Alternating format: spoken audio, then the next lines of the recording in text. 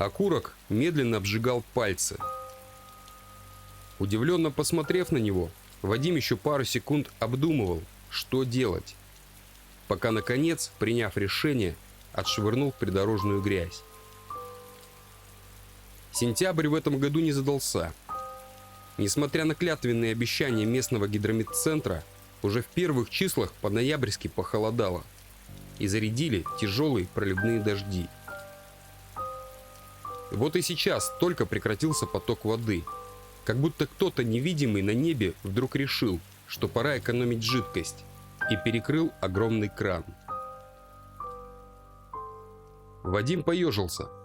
Надо было теплее одеваться. Холод проникал под тонкую куртку, не находя сопротивления в тонкой зеленой футболке, скрывающейся под ней. Молодой мужчина вернулся в кафе. Одна из многочисленных безликих забегаловок, которые гостеприимно таятся в поклонах на обочинах крупных трасс. Растворимый паршивый кофе в пластиковых стаканчиках и небольшой выбор неудобоваримых пирожков и псевдоамериканских хот-догов. Надо собраться с мыслями и действовать. Вам не кажется, что эти синоптики отпетые вруны? Прозвучала мелодичная сопрано над ухом Вадима. Он медленно поднял глаза. Рыжие волосы, изящными завитками спадающие на острые плечи. Огромные зеленые глаза под крутым изгибом черных нагуталиненных ресниц. Волнующие бедра, обтянутые кожей короткой юбки. И гладь высоких сапог на головокружительных шпильках. Вполне узнаваемо. Говорят, в Дании за такое сажают. Усмехнулся одними губами Вадим, ощупывая взглядом фигурку жрицы любви. Все может быть. Философски изрекла ночная бабочка. Можно, и я присяду рядом? Как же я могу отказать столь очаровательному созданию? Ухмыльнулся парень. А ты меня не боишься? Работа у меня такая. Всякое бывает. Пожала плечами Рыжуля. Как насчет любви, красавчик? Есть планы на ближайший час? Может, ночь? Почему бы и нет, детка? Дорого возьмешь? Тебя хватит. И вновь воспоминания нахлынули бурым потоком, смывая настоящее. Когда он успел таким стать? Когда он получил впервые физическое удовольствие от хруста шейных позвонков или вида гаснущей жизни в глазах этих женщин? Нет никаких предпосылок для этой странной мании, для его личного небольшого отклонения. Больше боли, меньше жизни. Меньше жизни, больше кайфа. Детство его не отличалось ничем особенным от десятка тысяч его сверстников, выросших на Сеге и Фредди Крюгере. Школа, институт, самый обычный парень, может быть только более физически развитый, чем другие. Не было травм психики, нанесенных мамой. Не было девушек, втоптавших самолюбие в грязь. Ничего, только кайф от смерти. Даже не от нее самой, а от ее момента, прелюдии к ней. Жалких пары-тройки минут. Первая его жертва была еще в институте. Хорошенькая блондиночка Валюша, которая сама после пары пива затащила его в лесную чащу. Сама расстегнула молнию на джинсах. Сама запрыгнула на него, прижавшись спиной к гладкому стволу какой-то осинки. В какой-то момент, не совладая с порывом, он уронил ее. Не его вина в камне, встретившемся на пути белокурой головки. Не его вина в бурном оргазме при виде этого. Его вина – это последние 17 девушек и молодых женщин, которые не знали о его странном пунктике, сумасшедшем афродизиаке. Ничто не связывало его с жертвами. Практически все они были жрицами любви, а периодически гибнущие проститутки – это издержка профессии. И он привык считать себя своеобразным санитаром, избавляющим мир от скверны. Открыв переднюю дверь фиолетовой десятки, Вадим непринужденным жестом пригласил ночную бабочку сесть в салон. Взлетели вихрем рыжие локоны. Мелькнула стройная ножка. Почувствовалось знакомое возбуждение. Еще немного и очередной кайф. Вадим сел на водительское место и включил зажигание. Машина медленно стартовала со стоянки и покатила по встречной трассе, блестящей, вымытой недавним дождем. «Как тебя зовут, милашка?» — спросил Вадим у молча курившей девушки. Меридианна. После некоторого молчания ответила та. Какое необычное имя.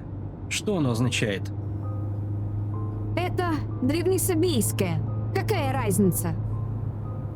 В общем-то, никакой. Куда поедем? Я знаю одно местечко здесь, неподалеку. Там сухо и нет клопов, как в мотелях у дорог. Сверни налево. Мужчина послушно подчинился.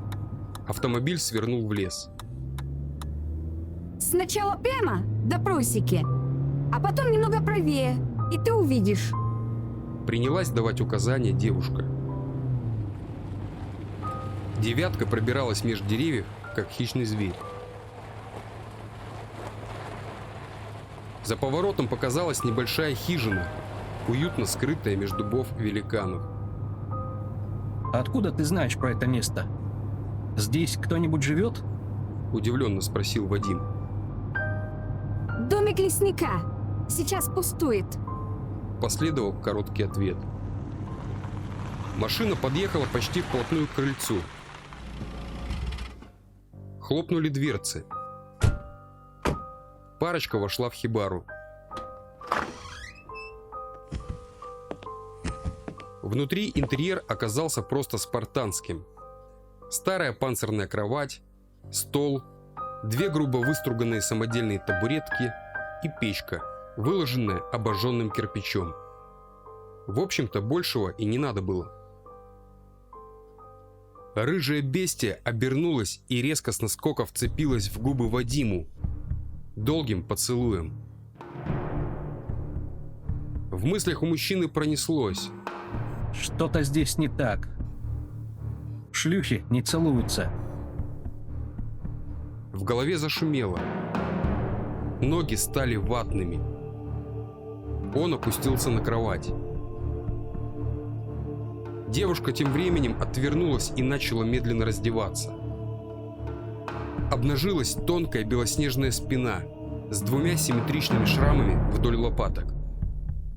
Следом взору открылись ягодицы с причудливыми узорами татуировок, пропитанных непонятными иероглифами, черточками, вензелями. Она, не торопясь, подошла к нему, покачивая бедрами, и уселась сверху. Движения ее были плавными, как волны спокойного моря, что отражалось в зелени глаз. Вадим был близок. Вадим не мог, не хотел сдерживаться. Его руки схватили тонкую шею и начали сжимать ее, чтобы, забрав очередную жизнь, получить свою порцию удовольствия. Глаза рыжули расширились. Она ускорила темп, не удивляясь этим рукам, не выказывая раздражения, дискомфорта. Как будто это совершенно обыденная вещь – душить ее. Но самое странное было то, что она не задыхалась. Какую-то долю секунды разгоряченный мозг Вадима пытался осознать, что же здесь не так. Но через мгновение в грудь ему вцепились острые когти, а за плечами странной девушки взметнулись и распахнулись два огромных кожистых, нетопыренных крыла. Он хотел кричать, но от страха парализовало голосовые связки. Взлетела когтистая лапа, и он внезапно увидел свое сердце. еще трепыхавшиеся в воздухе. Внезапно все стало неважно. Забылись вопросы и ощущения иррациональности происходящего. Последнее удовольствие было получено. По ночной трассе вдаль ласточкой неслась фиолетовая машина. За рулем сидела красивая рыжеволосая женщина. На коленях у нее лежал окровавленный кусок плоти, еще полчаса назад бившийся в грудной клетке монстра, притворявшегося человеком. Это хороший улов. Подумалось ей.